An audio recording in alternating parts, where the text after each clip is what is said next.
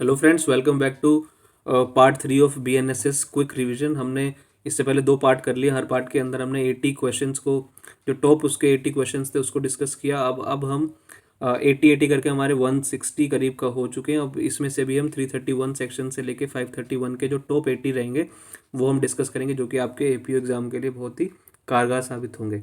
सबसे पहले आता है सेक्शन 331, जो कि एफिडेविट्स की बात करता है। कहते हैं कि एफिडेविट इन प्रूफ। तो affidavit use to prove conduct of a public servant. तो देखिए क्या होता है कि कई बार ऐसी एप्लीकेशन लगती हैं को किसी पब्लिक सर्वेंट के कंडक्ट के बारे में, तो आप उसके अगर कोई ऐसी तरह की शिकायत है तो आप उसको एफिडेविट में दे सकते हैं कोर्ट का टाइम बचाने के लिए। तो evidence of any person whose evidence is of a formal character may be given by affidavit to save court time. तो मान लीजिए वो फॉर्मल कैरेक्टर का है तो आप ऐसे करके एफिडेविट में दे सकते हैं। पब्लिक सर्वेंट्स कंडक्ट, तो 331 का क्लोज 1 कहता है स्पेसिफिक टू पब्लिक सर्वेंट। तो देखिए सिर्फ पब्लिक सर्वेंट की ही बात है। Allows formal evidence regarding the conduct of a public servant during investigation to be proven quickly. तो देखिए इसमें क्या रहा है कि अगर आप एफिडेविट से दे देंगे तो इससे क्या होगा कि जल्दी से जल्दी चीज़ें ये हो पाएंगी। इसीलिए इसमें क्या आता है, मेन रीज़न यही है। फिर बाद में आता है सेक्शन 337, जो कि मोस्ट इंपॉर्टेंट भी सेक्शन है, जो बात करता है डबल जोपार्डी की। अ पर्सन कन्विक्टेड और एक्विटेड, ठीक है, वंस मतलब एक बार कन्विक्ट कर दिया गया या फिर एक बार एक्विट कर दिया गया है। पर्सन वंस कन्विक्टेड और acquitted not to be tried for same offence. अगर एक बार उसको कर दिया है तो आप दोबारा से उसको नहीं कर सकते। एक बार छोड़ दिया तो छोड़ दिया, अगर जेल में डाल दिया तो जेल में डाल दिया, ठीक है ना। उसी सेम केस के ऊपर सेम ऑफेंस के लिए उसको दोबारा से आप पनिश नहीं कर सकते, ठीक है ना। तो based on the principle of autrefois acquit, बड़ा मुश्किल है ये, एंड ओटेरिफॉइस कन्विक्ट, तो bars a second trial on the same fact. तो एक ही फैक्ट के ऊपर देखिए ट्रायल दोबारा नहीं चल सकती। एक बार अगर ट्रायल कंडक्ट करके छोड़ा है तो वो छोटा ही माना जाएगा, एक्विट माना जाएगा, और उसको सजा दी गई है तो उसको कन्विक्ट माना जाएगा, तो दोबारा नहीं करेंगे। Example, if A is acquitted of the theft of A watch, मान लीजिए ए को चोरी के घड़ी चोरी के केस में जो छोड़ दिया गया है, he can not be prosecuted again for the theft of the same watch. उसी घड़ी की चोरी के लिए मतलब वही जो एक्ट हुआ था सेम डेट को हुआ था, ऐसा भी नहीं है कि घड़ी वो सेम घड़ी दोबारा भी चोरी होगी तो फिर अलग अलग ऑफेंस होगा। राइट टू डिफेंड, सेक्शन 340 कहता है चॉइस ऑफ अ लॉयर। देखिए आपके एज एन एक्यूज आपके पास राइट टू डिफेंड है, आप अपने आप को डिफेंड कर सकते हैं एक लॉयर की हेल्प के साथ। तो सेक्शन 340 कहता है right of a person against whom proceedings are instituted to be defended. तो उसका जो है राइट है, ठीक है, जिसके अगेंस्ट प्रोसीडिंग चल रही है तो अपने आप को डिफेंड करने का। Any person accuse of an offence has a right to be defended by a pleader of his choice. तो अपनी मर्जी से चूज कर सकता है कि उसका जो है बेस्ट पक्ष कौन रख सके, ठीक है, तो वो अपना एडवोकेट खुद चूज कर सकता है। फंडामेंटल राइट है उसका, फंडामेंटल क्योंकि कॉन्स्टिट्यूशन का जो हमारा संविधान है उसमें कॉन्स्टिट्यूशनल मैंडेट है ये। This section aligns with article 22 close 1 of the constitution of India. तो जो कि हमारा बेसिकली क्या है, ये फंडामेंटल राइट दिया गया है कि वो ऐसा कर सकता है। अच्छा, इसके एग्जाम्पल्स रह गए दोनों के। एक है कि इसका चॉइस ऑफ लॉयर वाले में देख लेते हैं। एक्स एक्यूज एग्जाम्पल है, accuse refuses the state lawyer and hires a senior private counsel, court must allow it, ठीक है ना। तो वो सिर्फ ये नहीं है कोर्ट ही अपनी तरफ से या जज जो स्टेट है अपनी तरफ से उसको लॉयर करके देगा, उसको नहीं पसंद अपनी मर्जी से ला सकता है, ठीक है। डिनाइल ऑफ एक्यूज, इसका देख लेते हैं फंडामेंटल राइट में। Denial of access to a lawyer during trial vitiate the conviction. तो अगर मान लीजिए उसको अगर डिनाई कर देंगे उसका उसकी पसंद के लॉयर के लिए, तो ये जो उसकी जो कन्विक्शन है वो उसको वैलिड भी नहीं माना जाता। आपको कसाब का केस पता होगा, कसाब के केस में जब तक किसी लॉयर को खड़ा नहीं किया था जब तक उसको सज़ा नहीं दी गई थी, ठीक है ना।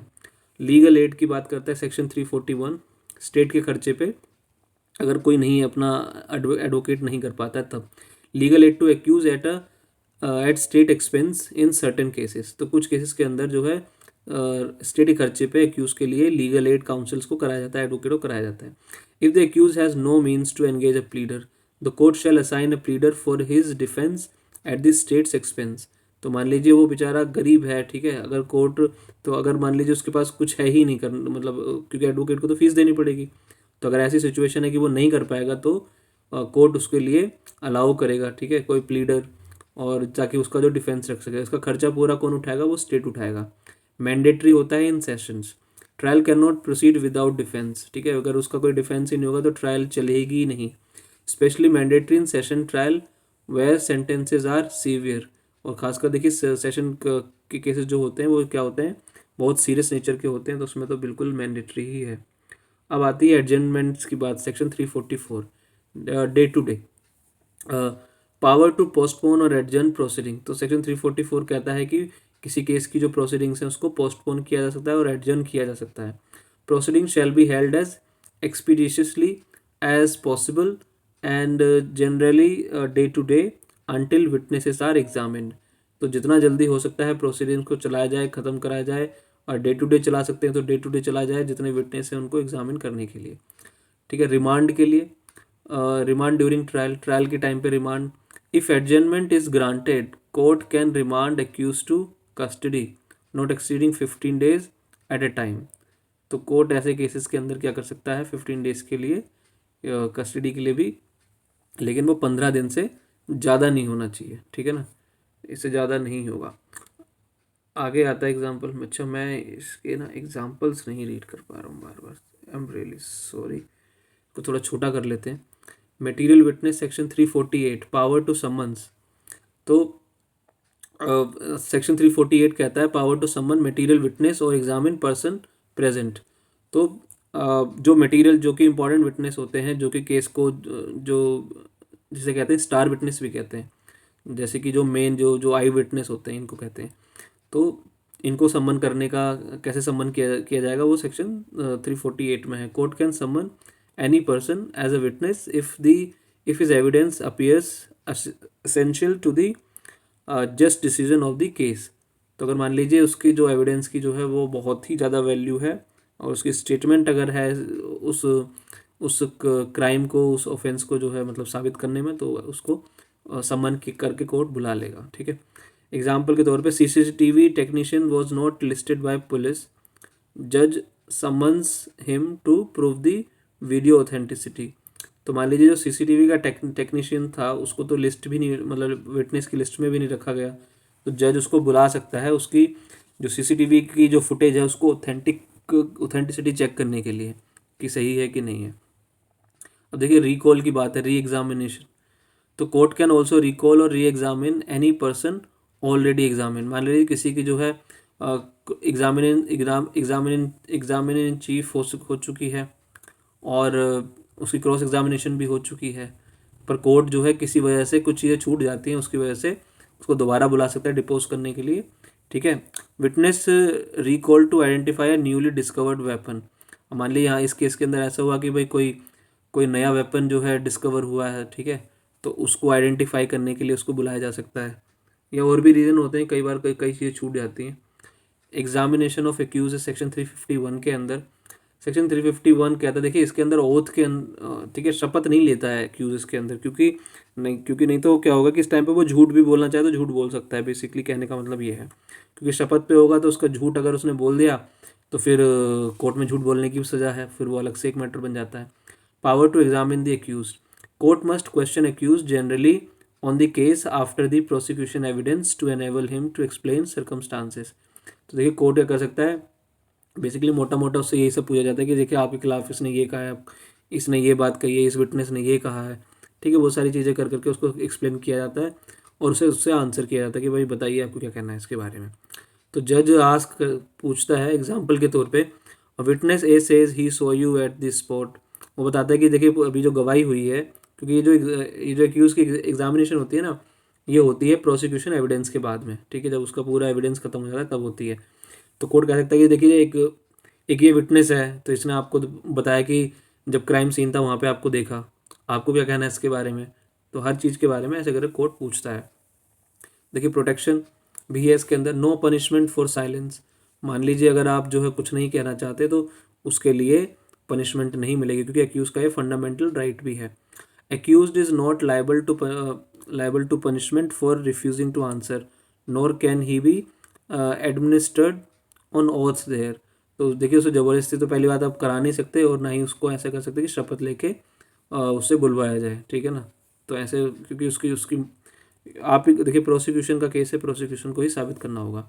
एग्जाम्पल के तौर पे एक्यूज स्टे साइलेंट, जज can not jail him for contempt but may draw inference.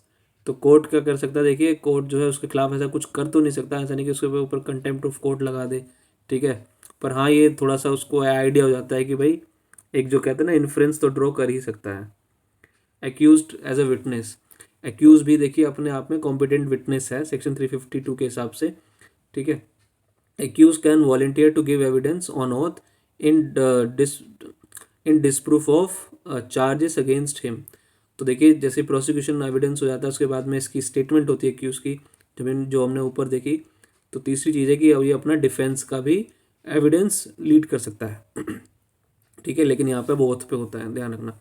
तो accused files application to testify to prove his alibi that he was in another city. तो वो कर सकता है, मान लीजिए कोई बहुत ही ठोस चीज़ है, ज़्यादातर तो 90 केसेस के अंदर इसमें होती नहीं है, तो वो चाहे तो अपना एलिबाई साबित करने के लिए आ सकता है। Return request must be voluntarily. तो जो रिटर्न रिक्वेस्ट क्या होनी चाहिए, देखिए इच्छा से होनी चाहिए, ना कि ज़बरदस्ती। Court can not compel him, he must request in writing. तभी जो है कोर्ट क्या होता है कि एक्यूज़ की तरफ से एप्लीकेशन ली जाती है, नहीं तो ऐसा नहीं होना चाहिए कोर्ट से ज़बरदस्ती उससे की गवाही करवाती है, ठीक है ना, ऐसा नहीं है। Example, prosecution can not call the accuse to the witness box, only he can volunteer. तो प्रोसिक्यूशन उसको ज़बरदस्ती से विटनेस के लिए बुला नहीं सकती, सिर्फ एक ही चीज़ है अगर वो खुद से चाहे तो। देखिए ट्रायल इन एब्सेंस, अगर मान लीजिए ट्रायल इन एब्सेंस का मतलब हो गया कि वो भगोड़ा भाग जाता है ना कभी कभी, तो प्रोक्लेम्ड ऑफेंडर है, trial in absence of proclaimed offender जो भगोड़ा घोषित हो गया है। BNSS allow trials to proceed and judgment to be passed even if the proclaimed offender is absconding. तो मान लीजिए अगर आप भगोड़े भी घोषित हो जाते हैं तभी भी आपके खिलाफ जो है वो केस चलेगा और जजमेंट भी आपके अगेंस्ट में प्रोनाउंस हो जाएगी। If a terrorist hiding abroad is declared proclaimed offender, court conducts trial and convicts him in absentia. तो मान लीजिए वो छुप रहा है, भाग रहा है, ठीक है ना, तब भी क्या कर सकती है कोर्ट, आगे बढ़ सकती है केस के और उसको कन्विक्ट कर सकती है उसकी एब्सेंस में। तो ये चीज़, ये प्रोविज़न दिया हुआ है। अब होता है add accused, power to proceed 357 में, power to proceed against other persons appearing to be guilty. तो मान लीजिए एक के ऊपर चल रहा है, उसके अलावा भी अक्यूज को ऐड कर लेना। If evidence during trial shows someone else is also involved, court can summon them as accused। तो मान लीजिए ऐसा होता है कि भाई एविडेंस में ये रिवील होता है कि कोई और भी इन्वॉल्व है, तो उस इंसान को भी कोर्ट क्या कर सकती है, एक्यूज बना सकती है, उसको सम्मन कर सकती है। Example, witness says driver we also helped A. तो मान लीजिए उसने कह दिया जी ड्राइवर जो बी है उसकी जो है ड्राइवर बी ने क्या करा, उसने हेल्प किसी करी, ए की भी करी। Court issues summons to B to join trial as an accuse. तो कोर्ट ऐसे सम्मन करके उसको बुला सकती है, ठीक है ना। तो ऐसे करके एक्यूज को ऐड किया जा सकता है। अब 359 है, कॉम्प्रोमाइज कर सकती हैं, ठीक है, compounding of offence, list offences that can be settle between victim and accused with और विदाउट कोर्ट परमिशन। तो देखिए बेसिकली क्या है कि कोर्ट की परमिशन से या फिर जो है सिर्फ मेरे सिंपल एक स्टेटमेंट से भी जो क्या हो सकता है कि दोनों के बीच में अगर सेटलमेंट हो जाती है, कंपाउंड हो जाता है, तो जो केसेस कंपाउंडेबल है वो हो सकते हैं, ठीक है। Never settle as simple hurt case, मान लीजिए कोई छोटी मोटी जो है चोट का केस था, तो दोनों के दोनों पड़ोसी हैं तो वो कर सकते हैं, ठीक है ना, सेटलमेंट कर सकते हैं, कंपाउंड करा सकते हैं। और इफेक्ट क्या होगा, देखिए अगर कॉम्प्रोमाइज़ होता है तो क्या होगा, वो एक्विटल होता है उसमें। The effect of compounding is the full acquittal of the accuse. तो उसको कंप्लीट एक्विटल माना जाता है कि वो बाइज्जत बरी हो गया, ठीक है ना। ऐसा नहीं हो सकता कि उसको जो है कन्विक्टेड माना जाएगा। अब आते हैं विड्रॉल पे, सेक्शन 360। देखिए पीपी के पास पावर है कि अगर मतलब किसी कोई केस चल रहा है तो उसको विड्रॉ करने का। पब्लिक प्रोसिक्यूटर जनरली में with the consent of the court withdraw from the prosecution of any person. तो देखिए कोर्ट के कंसेंट से जो है वो उसके पास पावर है, अगर वो किसी के खिलाफ केस को विड्रॉ करना चाहे तो कर सकता है। एग्जाम्पल के तौर पे state government directs PP two withdraw case against student protest, मतलब बच्चों अगर जो है प्रोटेस्ट वगैरह कर रहे थे पब्लिक, उसके लिए अगर उनको एक्यूज़ बना दिया गया, तो अगर स्टेट ने कहा कि भाई इनके अगेंस्ट जो है विड्रॉ कर लो, तो वो कर सकता है पीपी, ठीक है। टाइमिंग क्या है, बिफोर जजमेंट, जजमेंट से पहले होना चाहिए, लेकिन must be done before the judgment is pronounced, result in discharge और एक्विटल डिपेंडिंग ऑन स्टेज। तो जिस भी स्टेज पे होगा देखिए उसके हिसाब से क्या किया जाएगा, उसको या तो एक्विट कर देंगे या फिर क्या कर देंगे, उसको डिस्चार्ज कर दिया जाएगा। ठीक है, ऐसा नहीं है कि इसको, लेकिन छोटे मोटे केसेस के अंदर होता है, या फिर प्रूफ होते हैं काफ़ी चीज़ों में। अनसाउंड माइंड सेक्शन 367 के अंदर प्रोसीजर है इसका। सेक्शन 367 है procedure in case of accused being lunatic. मान लीजिए वो क्या है कि वो ल्यूनेटिक है, तब क्या होगा, magistrate must inquire into the fact of unsoundness and examines civil surgeon. तो अगर ऐसा केस है तो क्या कर सकता है कोर्ट, क्या करेगा उसमें कि वो एक बार तो वो इंक्वायरी कर सकता है, ठीक है, और उसको एग्जामिन करवा सकता है किससे, सिविल सर्जन से, अगर उसकी मेंटल कंडीशन ठीक नहीं है तो। एक्यूज एक्ट इरेटिक, जज halls trial and calls a doctor for mental assessment. तो कोर्ट इस तरीके से उसकी मेंटल असेसमेंट करा सकता है डॉक्टर को बुलाकर। देखिए पोस्टपोनमेंट हो सकता है ना, if if found unsound trial is postpone until he is fit for defence. तो तब तक के लिए जो ट्रायल को पोस्टपोन किया जाता है जब तक वो फिट नहीं होता है। ठीक है, ऐसा नहीं है कि उसको मान लीजिए 6-7 महीने लगेंगे, 2 महीने लगेंगे, तो फिर उसको कर सकते हैं। पर्जरी दी है सेक्शन 379 के अंदर कोर्ट की कंप्लेंट पर। Section 379 procedure in case mention in section 195, ये 195 पे जाइए। ठीक है ना, for offence like perjury false evidence ऐसे दे दिया in court, the court itself must file the complaint. अगर आप कोर्ट में झूठे गवाही देंगे तो कोर्ट जो है आपके खिलाफ ही क्या कर सकता है, कंप्लेंट करा के फिर ये मैटर चल जाएगा आगे। ठीक है ना, इफ़ एग्जाम्पल के तौर पर विटनेस एडमिट्स ही लाइड, मान लीजिए उसने मान ही लिया कि जी मैंने झूठ बोला था, तो जज क्या करेगा, कंप्लेंट लिखेगा और मजिस्ट्रेट को भेज देगा। ठीक है ना, लेकिन no FIR, bar on police action, police can not register FIR directly for perjury committed inside a court room. देखिए एक चीज़ ध्यान रखनी है इसके अंदर कि कोर्ट ही उसमें कंप्लेनेंट बनता है, वही लिखवाता है, पुलिस डायरेक्ट नहीं कर सकती। ठीक है ना, खुद से एफआईआर नहीं कर सकती सुमोटो।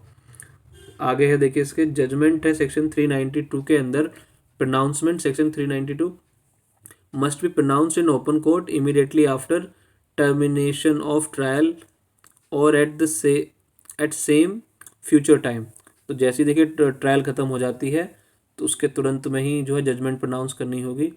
ठीक है, और जज को साइन करना होगा, signature sign and date, once signed it can not be altered. एक बार साइन कर दिया तो वो उसको चेंज भी नहीं कर सकता। ठीक है ना, आगे चलते हैं इसके।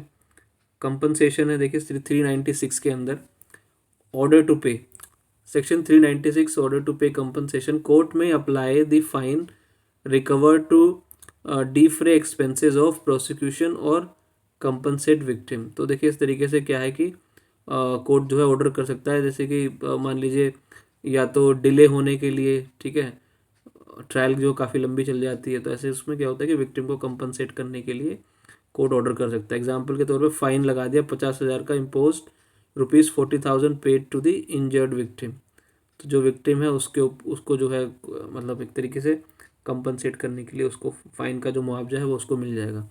विक्टिम की स्कीम है देखिए सेक्शन 398 में दी गई है, जो कहती है कि state government must provide funds for compensation to victim requiring rehabilitation. तो स्टेट गवर्नमेंट को देखिए अगर मान लीजिए खासकर जो रेप और बड़े इस तरह के जो केसेस होते हैं उसमें रहता है।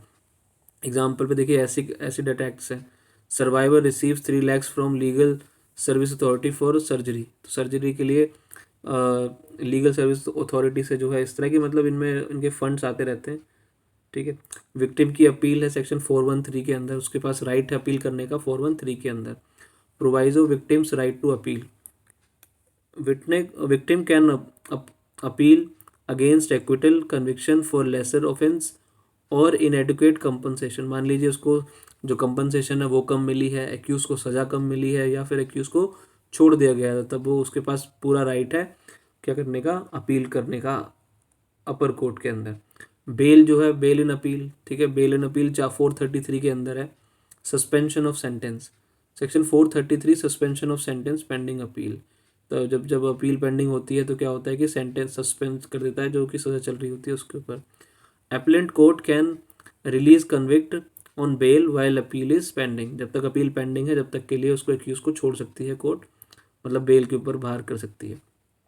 आगे चलते हैं 478 के अंदर बेल का राइट है, मैंडेटरी बेल, जब बेल इन बेलेबल ऑफेंस होगी तो वो थाने से मिल जाती है, ठीक है ना। If offence is bailable police court must release accused on bail, it is right not a discretion. तो देखिए एक्यूज का राइट है, ठीक है ना, ये मर्जी नहीं है कोर्ट की या फिर पुलिस वालों की, ठीक है ना। तो उसको अगर बेलेबल ऑफेंस है तो उसमें तुरंत बेल मिल जाएगी। इंडिजेंट, ठीक है, कोई गरीब आदमी है तो उसको पर्सनल बॉन्ड पे भी, खुद के ही बॉन्ड पे वो खुद से एक पेपर में लिख के दे देगा कि जी ठीक है ना, तो 10,000 का 5,000 का जो भी एक बॉन्ड साइन कर देगा। If accuse can not give surety in 7 days he is deemed indigent and if and released on personal bond. तो अगर देखिए अगर वो 7 दिनों तक क्या कर रहा है कि उसका कोई कोई उसकी श्योरिटी नहीं लेके आ रहा, कोई जमानत ही नहीं करा रहा, वो उसकी बेल हो चुकी है 7 दिन से, फिर भी वो जेल के अंदर पड़ा है, तो कोर्ट उसमें उसको कंसिडर कर लेगा कि वो क्या है, गरीब आदमी है जो कि अपनी श्योरिटी अरेंज नहीं कर पा रहा है, तो उसको कोर्ट पर्सनल बॉन्ड पे छोड़ देगी। 479 में है अंडर ट्रायल्स के बारे में। मैक्सिमम डिटेंशन क्या है, देखिए maximum period for under trial detention, first time offenders release after 1/3 of maximum sentence, other one one 1.5 of maximum sentence.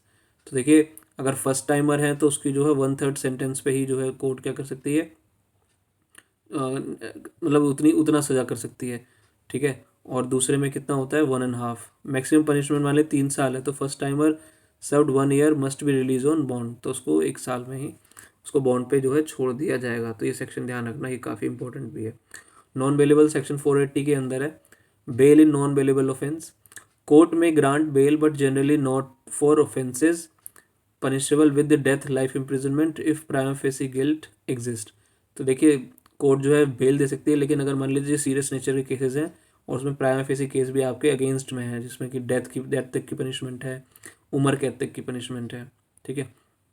Exception है कि सिक इन्फर्म वुमन, तो court can grant bail even in serious cases to woman sick और infirm persons. मान लीजिए कोई bed ridden है, ठीक है ना, और जो भी है, मतलब इस तरह के अगर सीरियस नेचर है, मेडिकल कंडीशन से रिलेटेड, ओल्ड एज से भी हो सकता है, तो उनको जो है छोड़ा जा सकता है बेल पर। एंटिसिपेटरी बेल दी है सेक्शन 482 के अंदर। Section 482 direction for grant of bail to person apprehending arrest, उनको लगता है कि भाई मेरे को अरेस्ट करने वाले हैं, तो वो ये क्या कर सकते हैं कि एंटिसिपेटरी बेल लगा सकते हैं। अवेलेबल इन सेशन कोर्ट और high court, protects against arrest इन नॉन बेलेबल ऑफेंस, ठीक है। तो नॉन बेलेबल ऑफेंस है तो उन केसेस के अंदर क्या कर सकता है कि उसको लगता है कि भाई मुझे पुलिस उठा सकती है, तो वो सेशन कोर्ट में या हाई कोर्ट में जाके बेल लगा सकता है, मैजिस्ट्रेट के पास नहीं, ध्यान रखना। आगे चलते हैं 483, हाई कोर्ट की पावर है, ठीक है, इवन सेशन कोर्ट की भी पावर है बेल देने की। स्पेशल पावर है हाई कोर्ट सेशन कोर्ट की regarding bail, can grant bail even if magistrate refused, can also cancel bail, ठीक है। तो अगर मान लीजिए मजिस्ट्रेट ने रिफ्यूज़ कर दिया जो भी है, इवन आप डायरेक्टली भी उसमें जा सकते हैं, सेशन ने रिजेक्ट कर दिया तब भी सेशन के पास तो जा ही सकते हैं अगर वो सेशन का ही केस है तो ठीक है। कैंसिल करने का भी और बेल देने का स्पेशल पावर दी गई है इस सेक्शन के अंदर। ये बड़ा इंपॉर्टेंट सेक्शन है 528 इनहेरेंट पावर, पहले इसका 482 से बड़ा फेमस है ना सीआरपीसी में, द ब्रह्मास्त्र कहते हैं इसको। Section saving of inherent power of high court, nothing limits high court power to make orders to prevent abuse of process और सिक्योर एंड ऑफ जस्टिस। जहाँ जहाँ देखो उनको लगेगा कि भाई कोई चीज़ गवर्न नहीं हो रही है सेक्शन के अंदर या लॉ के अंदर कहीं नहीं आ रही, तो कोर्ट इस सेक्शन को यूज़ करके वो अपनी पावर यूज़ कर सकता है ताकि जिससे कि जस्टिस हो सके। फिर आता है electronic mode section 530, trial inquiries in electronic mode. तो ये बड़ा इंपॉर्टेंट है, ठीक है ना। अब आज के टाइम पे जो है जितनी भी ट्रायल हैं वो भी वीडियो कॉन्फ्रेंस से हो रही हैं, ठीक है ना, इंक्वायरीज भी हो रही हैं। All proceeding including evidence and judgment can be held electronically, तो एविडेंस भी हो सकती है, ठीक है, जजमेंट भी प्रोनाउंस की जा सकती है, तो ये सब चीज़ें। 531 के अंदर रिपील है, रिपील एंड सेविंग्स हैं। Repeal CrPC however pending cases continue under old CrPC. तो मान लीजिए मतलब अब जो सीआरपीसी चला गया ना तो उसके बारे में बताता है, लेकिन अगर वो अभी भी जो पुराने केसेस हैं तो वो अभी भी उससे गवर्न हैं, ठीक है ना। ये चीज़ तो मुझे जहाँ तक याद है कि cases filed in 2023 constitute under CrPC case in August, ठीक है। हाँ ठीक है, वो वही है कि अगर देखो जो जब से ये 2024 जुलाई के से पहले की जो चीज़ें हैं तो वो सीआरपीसी गवर्न है और उसके बाद वाली इससे हैं। Thank you so much for watching. मैंने ये तीनों वीडियो कंप्लीट कर दी हैं। अगर और भी किसी से उस पर आप चाहते तो मुझे प्लीज़ मैसेज क्या बोलते हैं कमेंट करें, thank you so much and have a really good day.